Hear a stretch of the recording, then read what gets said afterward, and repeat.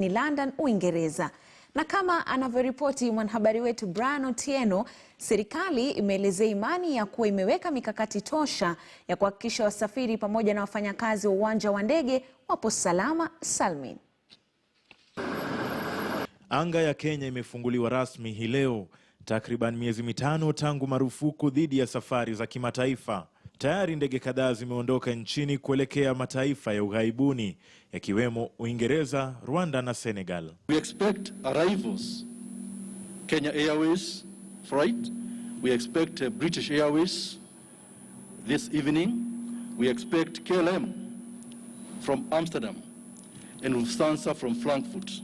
Kutokana na taarifa ya virusi hivyo kuenezwa zaidi na wasafiri wa kimataifa, kumekuwa na hofu ya kuongezeka kwa maambukizi mapya, lakini serikali imelenga kuwahakikishia wasafiri usalama wao. The protocols we have developed from points of departure, arrival and passport control are meant to keep us safe as humanly possible.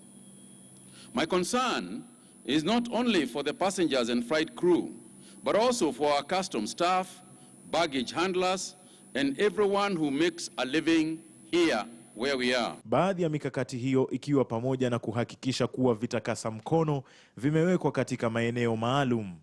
Kwa sasa ni abiria kutoka mataifa ambayo yapo katika hatari ya chini ya maambukizi ndio watakaoruhusiwa nchini bila kupelekwa karantini.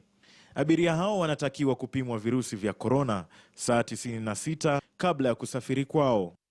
Hayo yakijiri, taifa limeshuhudia idadi ya juu zaidi ya vifo, watu 23 wakiripotiwa kufariki dunia katika saa 24 iliyopita.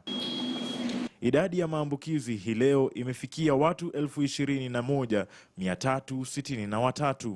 727 people have been confirmed positive out of a sample of some 6,371.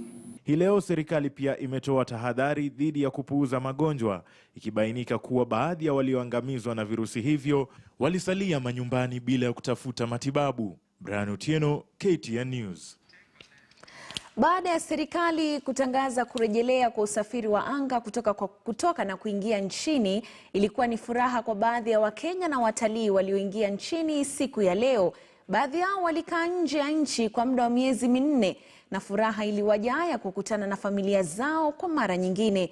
Mwanahabari mwenza Ali Manzu alipatana nao na kutuandalia taarifa ifuatayo. Muda mchache baada ya serikali kuruhusu usafiri wa kuingia na kutoka anga za Kenya, ndege za kimataifa zimeendelea kuingia na wageni ambao wamepeza kusafiri Kenya, ima kutalii au kukutana tena na jamaa na familia zao. Katika uwanja wa ndege wa Moi mjini Mombasa, baadhi ya watalii na raia walioipeza Kenya walionekana kufurahia tena kurudi nchini miezi mitano baada ya safari kukatishwa. It feels very nice because I'm going to meet my children. I'm so happy. I can't wait to meet them. I'm so excited. Kwa Mohamed Bakari, Mkenya raia wa Milan, Italy kule, ambaye alifiwa na mamake mapema mwaka huu, hii ni fursa ya kuja kutembelea maziara na kukutana na familia yake. Nimesikia kufilia, nimemisiani kama ulimwengu. Nilikuwa najisikia kama niko jela.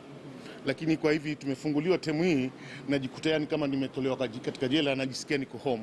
Wengine waliowasili ni watalii wapenzi wa Kenya kutoka mataifa mbalimbali bara Europa, ambao walielezea furaha ya kurejea kuitalii Kenya. I'm from London, the United Kingdom, and I've come back to Kenya because I really needed to come back and see all my friends.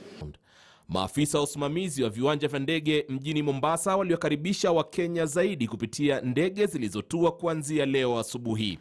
Ali Manzu, KTN leo wikendi.